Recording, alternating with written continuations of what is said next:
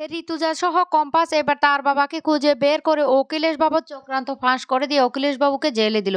হ্যাঁ বন্ধুরা, এমনটা হতে চলেছে আজকের পর্বে। বিস্তারিত জানতে ভিডিওটিতে লাইক দিয়ে চ্যানেলটিকে সাবস্ক্রাইব করে পুরো ভিডিওটি তোমরা দেখতে থাকো। গল্পের শুরুতে আমরা দেখতে পারবো কম্পাস বাড়ি ফেরার পর সাথে সাথে মাহি অনেক কথা শোনাতে থাকে। তখন সেখানে মুক্তামাসিকে চলে আসে আর সে এসব বলতে লাগলো, কি করে পারলে তুমি এতটা অপমান করতে। তখন বিহানও সেখানে চলে আসে আর বিহানকে ভালোভাবে বুঝিয়ে যেতে মুক্তামাসি তাকে ছোট করার জন্যই এই কাজটা কম্পাস ইচ্ছে করে করেছে। আর বলতে লাগলো, তোমার মাকে যত তাড়াতাড়ি সম্ভব এটা বুঝিয়ে দাও, এই মেয়েটা আমাদের সবার পরিবারের সম্পর্কগুলি নষ্ট করে দিয়েছে। যা শুনে বিহান প্রচণ্ড রেগে যায় আর কম্পাসকে টানতে টানতে উপরে নিয়ে যেতে লাগলো। তখনই বিহানের কাকিমা বলতে লাগলো, কি দরকার ছিল মুক্তা দিদি, তোমার কেন ছেলেটাকে এভাবে রাগিয়ে দিলে। এবার ছেলেটা রেগে কি করবে সেটাই তো বুঝতে পারছি না। এদিকে বিহান ঘরে নিয়ে গিয়ে বলতে লাগলো, কেন কেন এতগুলো মিথ্যে কথা বলেছিলে। আমি তো ভেবেছিলাম সত্যি সত্যি মোনালিসা এই কাজটা করেছে। এখন এখন তো আমি সত্যিটা জানতে পারলাম যে তুমি ইচ্ছে করে কাজটা করেছো। আমি ভেবেছিলাম এবার থেকে মোনালিসাকে ঘাড় ধাক্কা দিয়ে বের করে দেব। আর এখন তো বুঝতে পারছি মোনালিসা নয়, তোমাকে ঘাড় ধাক্কা দিয়ে এবার থেকে বের করে দেওয়া উচিত। তোমার মতো মেয়ে এই বাড়িতে থাকতে পারে না। আর মোনালিসার সাথে আমার যে সম্পর্কটা ছিল সেই সম্পর্কটা এবার আমি কন্টিনিউ করব। বুঝতে পারছো আমি কি বলছি। আমি মোনালিসাকে ভালোবাসি এবং মোনালিসা আমার জীবনেই থাকবে। তোমার মতো মেয়ে আমার জীবনে থাকবে না। এদিকে মোনালিসা দরজায় দাঁড়িয়ে সবটা শুনতে পেয়ে বলতে লাগলো, থ্যাংক ইউ বিহান, আমি না এই কথাটা শোনার জন্য তোমার কাছে ছুটে এসেছি। বিশ্বাস করো, ওই মেয়েটা সবটা মিথ্যে বলেছে। ওই মেয়েটা বলেছে না আর ও চুরি করেছে, এটাই সত্যি। বোর্ড অফ ডিরেক্টরের মিটিংয়ে ওই মেয়েটা যে কথাগুলি বলেছে ওইগুলি সত্যি। ও আমাকে ফাঁসানোর জন্য কতটা নিচে নেমে গেছে তুমি বুঝতে পারছো। বিহান, আমি তোমাকে অনেক ভালোবাসি, এই বলে বিহানকে জড়িয়ে ধরে তখন কম্পাসে চোখ দিয়ে জল পড়তে থাকে। মোনালিসা তখন বিহানকে জড়িয়ে ধরে বলতে লাগলো, বিহান আই লাভ ইউ, আমি তোমাকে অনেক ভালোবাসি। এই মেয়েটা আমার আর তোমার মাঝখানে চলে এসেছে আমাদের সম্পর্কটা নষ্ট করার জন্য। আমি তো তোমার প্রথম ভালোবাসা। আর সে সে এসেছে পরে, সে ইচ্ছে করে এই বাড়িতে ঢুকে পড়েছে যাতে তোমার আর আমার সম্পর্কটা নষ্ট হয়ে যায়। কি ভেবেছিস, কি ভেবেছিস কম্পাস, এইভাবে তুই আমাদের সম্পর্কটা নষ্ট করে দিবি? সেটা তো হতে পারে না। এই বাড়িতে বউ হয়ে আসবো আমি আর তুই তুই এই বাড়ি থেকে নিজে বের হয়ে যাবি। কারণ তুই নিজের ভুলটা নিজে যখন বুঝতে পারবি আমাদের মাঝখানে ঢুকার জন্য তুই কতটা অন্যায় করছিস, তখনই তুই আমাদেরকে ছেড়ে চলে যাবি। এই বিহান চলো এখান থেকে চলো। মেয়েটা তো এখান থেকে যাবে না, তুমি এখান থেকে চলো। এই বলে বিহানের হাতটা শক্ত করে ধরে কম্পাসের চোখের সামনে দিয়ে বিহানকে টানতে টানতে নিয়ে যাচ্ছে। আর কম্পাস তখন দাঁড়িয়ে দাঁড়িয়ে কাঁদতে থাকে। বিহান তখন কম্পাসের দিকে তাকিয়েই এই মোনালিসার সাথে ঘর থেকে বেরিয়ে যায়। এদিকে কম্পাস বারবার সে অখিলেশ বাবুর কথাগুলি মনে করতে থাকে। কারণ অখিলেশ বাবু বলেছিল, তুমি যদি আমার কথা শুনো তাহলে তোমার বাবাকে তুমি দেখতে পারবে। আর যদি আমার কথাটা শুনতে না পারো তাহলে কোনোদিন আমার বাবাকে তুমি দেখতে পাবে না। এই কথাগুলি ভাবতে থাকে। অন্যদিকে দেখা যায় ঋতুজা একটা অন্ধকার ঘরের মধ্যে বসে বসে কান্না করতে থাকে আর বারবার কম্পাসের সেই কথাগুলি মনে করতে থাকে। কারণ কম্পাস বলেছিল সবার সামনে সে নাকি সবটা মিথ্যে কথা বলেছে। ওকে কিডন্যাপ থেকে শুরু করে ওই যন্ত্রটা বানানো সব কিছু মিথ্যে ছিল। এই কথাগুলি কিছুতে ভুলতে পারছে না। এদিকে কম্পাস তার ঘরে অপেক্ষা করতে থাকে তার মায়ের জন্য। আর বলতে লাগলো, এতক্ষণ হয়ে গেছে, মা কেন এখনো আসছে না করে। কি হয়েছে, মা কি আসবে না? মা কি আমার সাথে কথা বলবে না? মা কি আমাকে ভালোবাসবে না? দাঁড়াও, একটা মাকে ফোন করে দাও। এ বলে বারবার করে ঋতুজাকে ফোন করতে থাকে। কিন্তু ঋতুজা কিছুতে ফোনটা রিসিভ করে না। ঋতুজা অন্ধকারে শুয়ে আছে। আর তখন সেখানে ঋষিকা চলে আসে আর এসে বলতে লাগলো, জেম্মা ও জেম্মা, তোমাকে তো ফোন করছে ছোট বৌদি, দেখো। ঋতুজা তখন ফোনটা হাতে নিয়ে মুখের উপরে ফোনটা কেটে দেয় আর বলতে লাগলো, আমি কথা বলবো না, ওই মেয়ের সাথে আমি কথা বলবো না। আর ওকে বলবে আমি ঘুমিয়ে গেছি, বুঝতে পারছো। তখন ঋষিকা বলতে লাগলো, ঠিক আছে জেম্মা।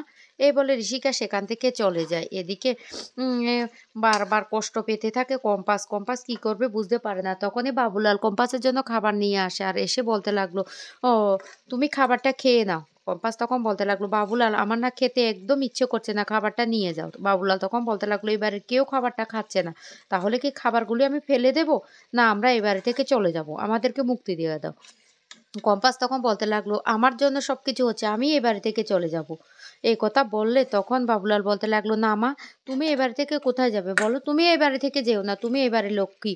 কারণ তোমার জন্য আজকে আমাকে ওরা খুঁজে পেয়েছে, না হলে আমাকে ওরা কিছুতেই খুঁজে পেত না। তাই তুমি এবারে ছেড়ে চলে যেও না। তখনই বাবুলালকে বলতে লাগলো, ঠিক আছে, মার জন্য খাবারটা আমি নিয়ে যাচ্ছি, বাবুলাল তুমি এখান থেকে যাও। বাবুলাল তখন বলতে লাগলো, ঠিক আছে।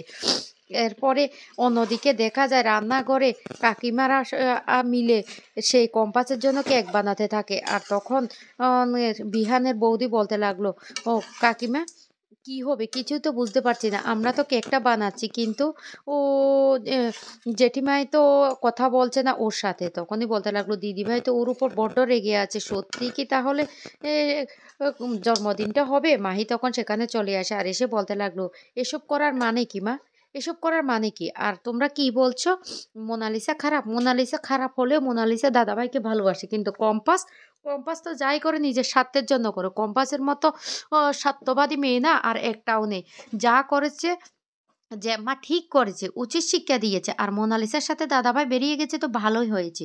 এই কথা বলার সাথে সাথে দুষ্ট তখন বলে ওঠে, শুনো এটা না বেশি বাড়াবাড়ি হয়ে যাচ্ছে না? মোনালিসা মোনালিসা মোনালিসা কি করেছে সেটা কি তোমার জানা নেই?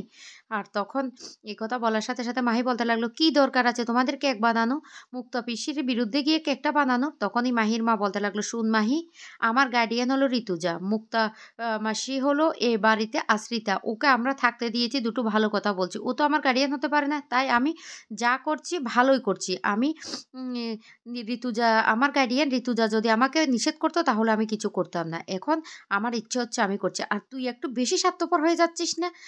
এতদিন তো জেম্মা জেম্মা করতি, এখন আমি তো ভাবতাম তোর জেম্মা তোর কাছে একজন আদর্শ মানুষ, কিন্তু এখন এখন তো দেখছি পুরো উল্টোটা, এখন তো দেখছি তুই মুক্তামাসি মুক্তামাসি করছিস।